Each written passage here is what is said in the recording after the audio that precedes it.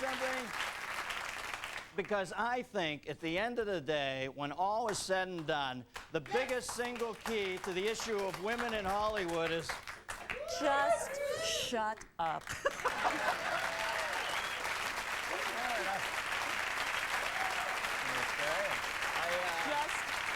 shut up. Just stop the ranting and get your ass over to the chair. Let's go. All right, there you go. Women in Hollywood.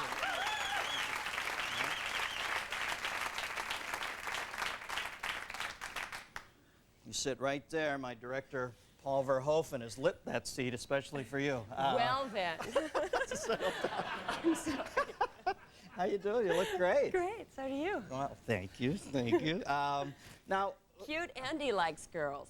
This is news. well, look at me. I'm 41. I turn into an asshole. All right. It happens to some men much sooner. Now look how Usually crowded at my house, but, you know. Look at this. Look how crowded it is. We've never had this big a crowd here. Now, obviously, you've become a big star in our culture. It would be tough for you to say, really, that sexism has affected you, but I guess early on it must have been, was it a tough fight for you? I think that sexism affected me long enough that I understood that it was necessary to apply sexism intelligently towards making my career come together. Yeah, you manipulate it, you think? A little, yeah. Yeah. But I feel like at a certain point, if people are saying you have to be this, you have to be this, you have to be this, instead of saying I won't be that, I won't be that, it's better to say, well, I could be something that looked kind of like that, and then I could get over there, and then I could move over here, and it's been very surprisingly successful. Yeah. Yeah. Well, let me ask you this. Now, a lot of the heat you had in that first movie, and I thought you were great in Basic Instinct. I remember meeting you then and telling you, I thought... My number 18 first movie. Well, but still, I mean, your first where you exploded. First hit. Now, so much of that turned on that one moment, and I'm wondering, the story that builds up over the years is you did not know that was going to happen. Is that true, or was that a subtle manipulation on your part? No, I always knew that we were doing the shot, and I always knew that it was going to be, that the character was going to do this action. I never thought that it would be as explicitly revealed as it was. I was pretty shocked by how graphic it was. I thought it would allude to that you would have the sense that that happened and go, did they do that? Yeah. Did she do that? Not, she did that. Instead of stopping and having a Polaroid moment with Mickey. Yeah. Instead of, you know, okay, look, everybody, it's Nebraska. Hey, bring the Asian tour bus in. I was at an event where we were trying to raise money for pediatric AIDS, and I'm playing, and I'm having a great time, and playing with these kids all day, and I go out to my car, and there's a guy in the street, and he goes, I think you ought to see this. And I get in my car, and I open it, and it's, it wasn't a whole frame, apparently, but, or a series of enough frames to make a whole picture complete from that moment. So it was like this squeezed, like my head was like this and the body was this long. But now they're selling these pictures. Really? Want to know where? They're out there now? They are. And I got the card, I was like, ah! Wow. Oh, nothing, nothing, no, nothing, why? There's a Hallmark greeting card there, huh? It's taken some time to get past that, or for people to get calm enough that they can actually look at the work. That's why it's so great that now we have video, so you can say, oh yes, and it was also an interesting performance. And enough time has gone by, and you know, I've made enough different kind of movies, and, and now we're sort of turning a corner with this Western. Yeah, no, the last Western I saw, I have to admit, with women in it, was that thing with Drew Barrymore and Madeleine Stowe. And when I was in the theater and they showed the trailer and they all rode into town, everybody in that theater like laughed out loud. There are just some things that you have trouble seeing Drew Barrymore do, and one is, you know, cruise in like Jimmy Arness. It just didn't work, you know. Well, we were really, I don't know how they shot that. We were really out in the prairie, like out in the middle of nowhere for 4 months, and you can't run around in lingerie, and you can't ride horses unless you're kind of locked down. It just doesn't fly. You shot it in Burbank? A You don't have to laugh. But you think you pulled it off? Did you make a convincing cowgirl or whatever? Yeah, cowboy girl. Cow person? A bovine unlimited woman? Or I want to be politically correct here. Okay. No, yes, I think it turned out. I mean, we've been doing the press junket with the people who have seen the movie, which we've had a few screenings for the press, and they're having a ball telling me that it's not, it's a little like Beavis and Butthead, the Western. It's not like The Unforgiven, you know, it's goofy, and they say they're having a good time. Well, Beavis and Butthead with guns, I like it. We've got some phone calls. We've got line 2, Tom from Glassboro, New Jersey. Tom? Hey, Dennis. How you doing? How are you? I'm doing great. I'm calling from Rowan College in New Jersey in Glassboro. Okay. I think you were very smart for listening to Sharon and sitting down. I'd listen to her.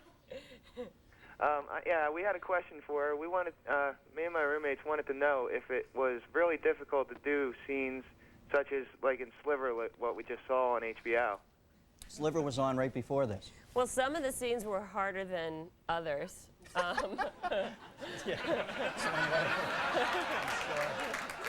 Like the tub scene? There were a few flaccid moments in the film, too. More than I care to discuss, frankly. Yes? You guys just watched the film? How many roommates you got there? Oh, well, we've got 3 roommates, and we watch it with 2 girls, too. Wow, a little naked Jiffy Pop thing? All right, line 4, we've got Barbara from Belmore, New York. Barbara, are you in the dorm room with Tom? Hello? Hi, Barbara. Hi. Go ahead. I like to think that our country is not sexist, but why is it that no movie would hesitate to show men naked? They never show men naked. I've seen Richard Gere's dick in a film.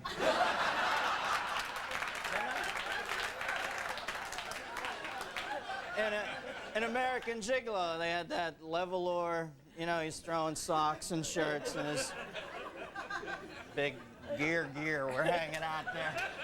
Well, like the Cole just said before, I watched Sliver also. Right. And you wanted to see Billy Baldwin Schwantz, right? Well, as soon as he stood up, their camera completely switched to the other side of the room. The Baldwins have no penises.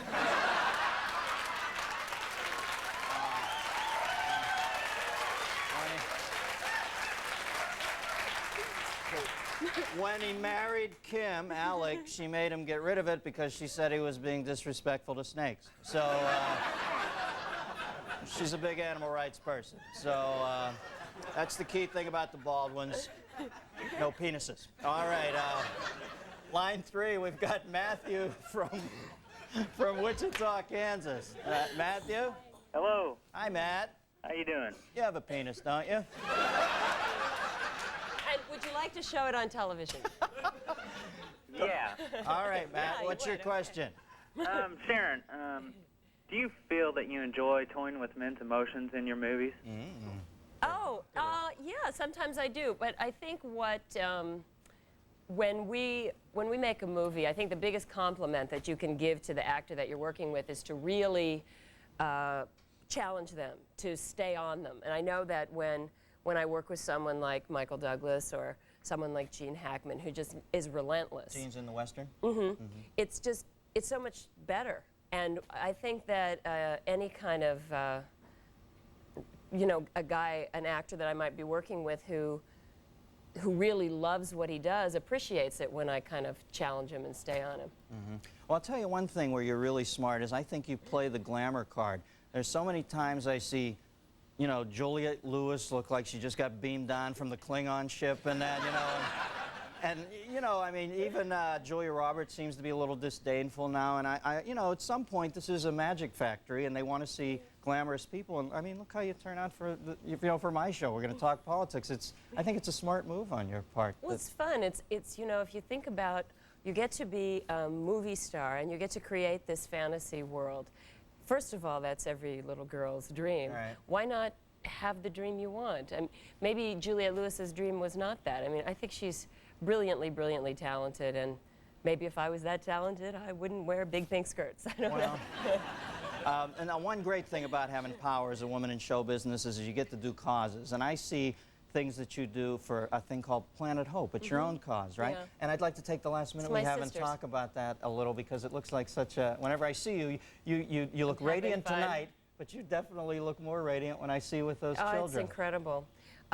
My sister and I started a foundation 2 years ago called Planet Hope, and now I've just surrendered my part to her because she really does all the work, and she really has made this thing incredible. We have a summer camp that we do for homeless children, and when we first did that, we just didn't feel like it was enough. I mean, they had a great time, they got a break, they got 3 square meals, they got to know they were loved and cared about, and then they got sent back.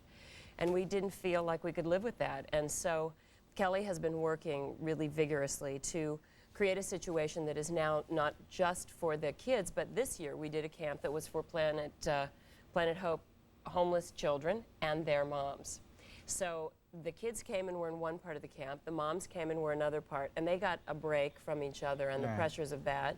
The mothers got some rehabilitative kind of professional counseling. We had dental care and medical care for everybody, and then we started trying to find placement for all of the families that came to the camp, and we've adopted them.